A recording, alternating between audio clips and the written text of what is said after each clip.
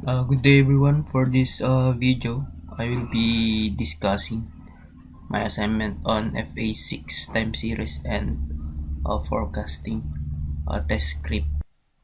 For this project, I adapted this code from GitHub, which is originally authored by Bonnie Ma. In the GitHub link, the code or the IPYNB file is provided in the link. You can download it together with the dataset used. These are the or some of the dataset. I got the link from my Blackboard, which is provided by my professor. I'm going to walk you through a time series analysis in modeling assignment I've been working on. The goal of this project is to use historical housing price data from Zillow to identify the top 5 best zip codes in um, New York City for real estate investment. Okay.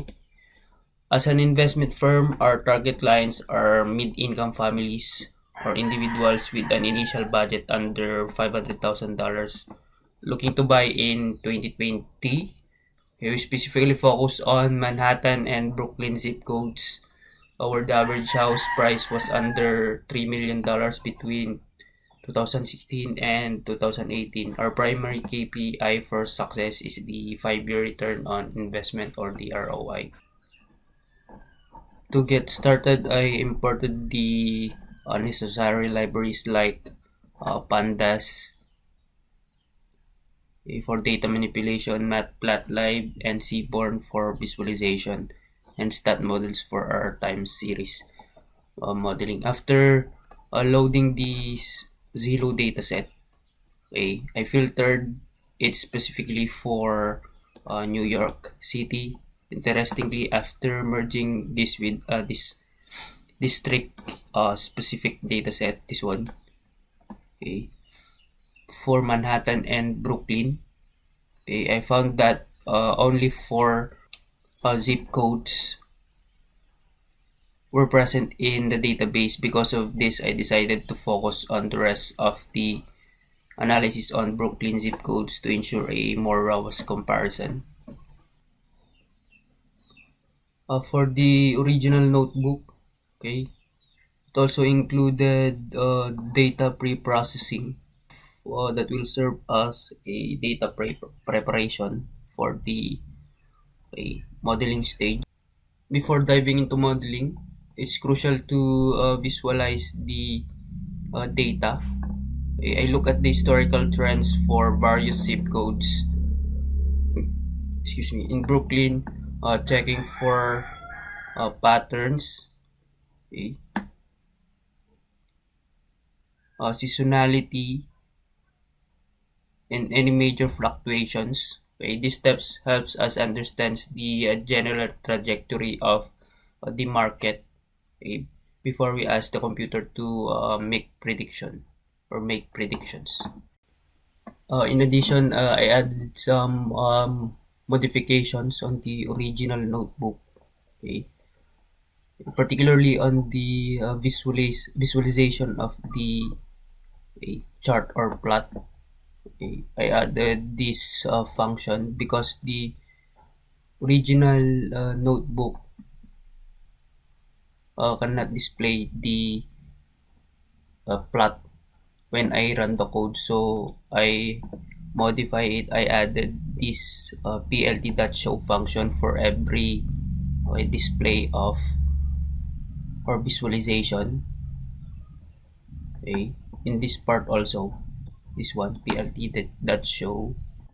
For the actual forecasting, I use Sarima and Arima. Okay, I will show the Arima code later. Okay, Sarima is particularly useful here because it accounts for seasonality in the housing market. Oh, these are the results. I plotted some visualization, and eh, I didn't just pick one model. I ran a grid search across different parameters represented by the PDQ and PDQS. Okay? And I used the AIC or the Akaike information criteria. It is a widely used measure of statistical model. Basically quantifies the goodness of fit, the simplicity or parsimony of the model into a single statistic. Okay?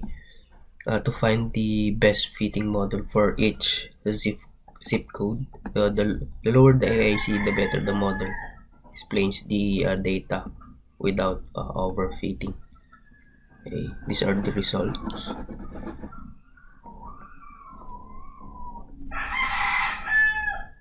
And for the ARIMA, okay, this is the code for the ARIMA.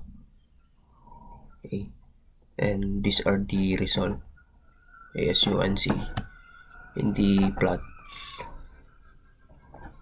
the color line, the blue line represent mean value, and the orange line represent the dynamic forecast. Okay. Okay, these are some of the visualization. The notebook also includes a visualization of the results and some visualization of forecast. To validate the models, I perform the dynamic forecasting.